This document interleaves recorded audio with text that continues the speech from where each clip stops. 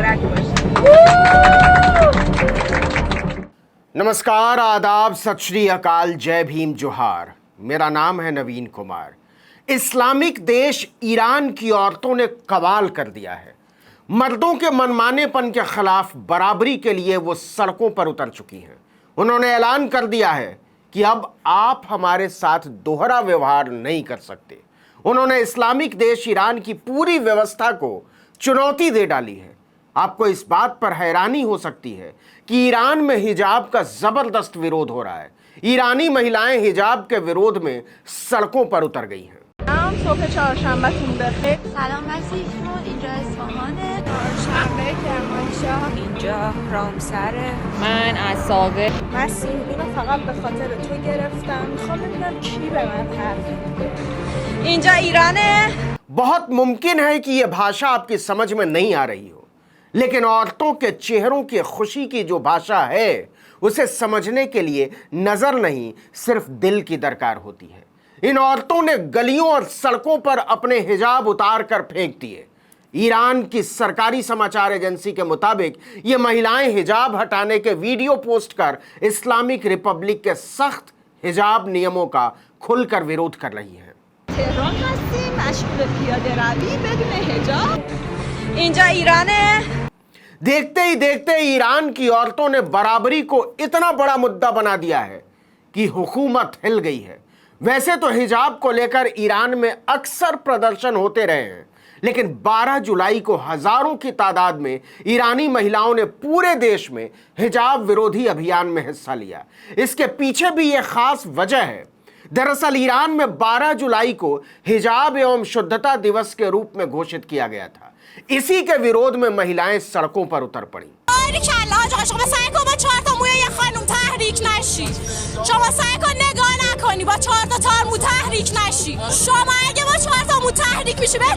हिजाब एवं शुद्धता दिवस के खिलाफ औरतें सार्वजनिक जगहों पर खुलकर हिजाब हटाती हुई नजर आईं। बसों में, मेट्रो में, सड़कों पर, दफ्तरों में, रेलगाड़ियों में, मैदानों में औरतें ऐलान कर रही थीं कि हिजाब को उनके ऊपर जबरन थोपा नहीं जा सकता। वो शुद्धता से इसे जोड़े जाने का विरोध करती हैं। वो कह रही हैं कि हम बराबरी चाहते हैं और इसके लिए लड़ेंगे। मर्दवादी मानसिकता को हरगिज हम स्वीकार नहीं करेंगे। हिजाब हटाने वाली औरतें सार्वजनिक जगहों पर बुर्के और हिजाब वाली महिलाओं को अपनी बात समझाती हुई देखी गई।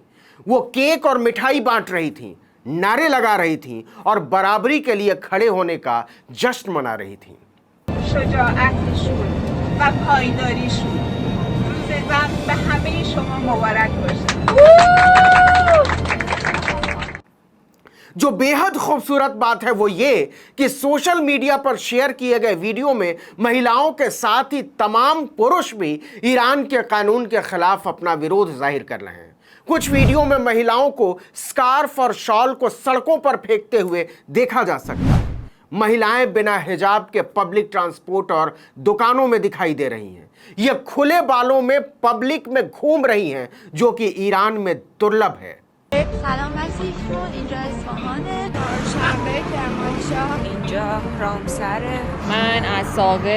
आपको बता दें कि ईरानी कानून के मुताबिक महिलाओं को सार्वजनिक तौर पर अपने बाल ढकना अनिवार्य है, जरूरी है।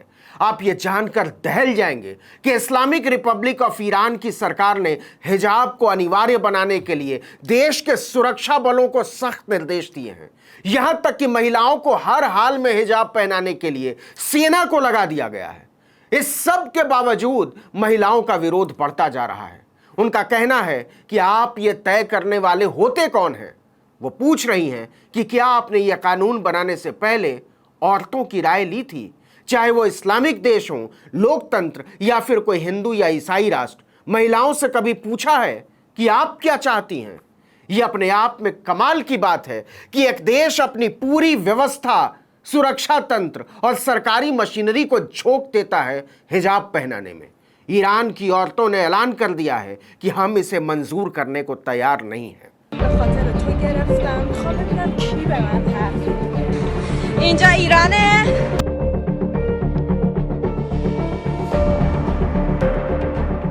12 जुलाई को नए सरकारी कानून के खिलाफ जब हजारों महिलाएं सड़कों पर उतर पड़ी तो सरकार ने इसको दरकिनार करने के लिए, दबाने के लिए, काउंटर करने के लिए एक नया पैंतरा आजमाया।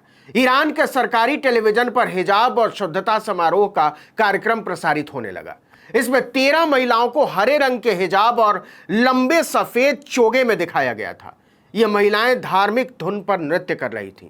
सोशल मीडिया पर इस वीडियो का जमकर मजाक उड़ाया गया, वो भी ईरान में। लेकिन यह कोशिश ईरानी महिलाओं के विरोध के आगे कहीं भी नहीं टिकी। شجاعتشون و پایداریشون روز زن به همه شما مبارک باشه.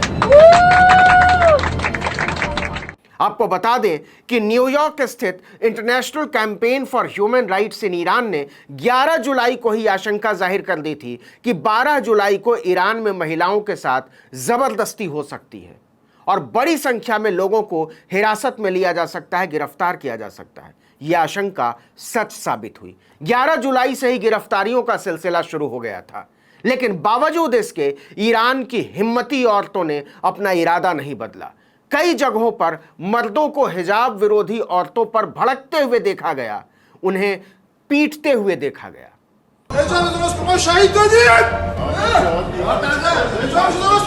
शायद आप जानते हो कि 1979 की इस्लामिक क्रांति के बाद से ही 9 साल से ज्यादा उम्र की ईरानी लड़कियों के लिए सार्वजनिक जगहों पर हिजाब अनिवार्य है। ईरान में हिजाब पहनने से इनकार करने पर महिलाओं को जेल या फिर भारी जुर्माने का सामना करना पड़ सकता है। 2019 में हुए विरोध प्रदर्शनों के दौरान तेहरान में रिवॉल्यूशनरी कोर्ट के अध्यक्ष मौसा गजनफराबादी ने चेतावनी दी थी कि कोई भी महिला जो अपना हिजाब हटाने का वीडियो शेयर करती है उसे 10 साल तक की जेल का सामना करना पड़ सकता है। लेकिन इस बार ईरान की औरतों ने मर्दों की सोच का पिंजरा तोड़ दिया है। उनका ऐलान है कि मर्द ये तय नहीं कर सकते कि हमें क्या पहनना चाहिए और क्या नहीं पहनना चाहिए।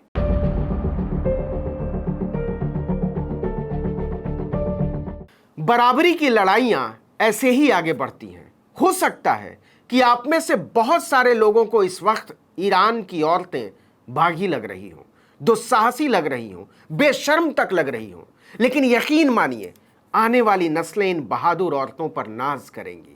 दुनिया ऐसे ही बेहतर बनती है।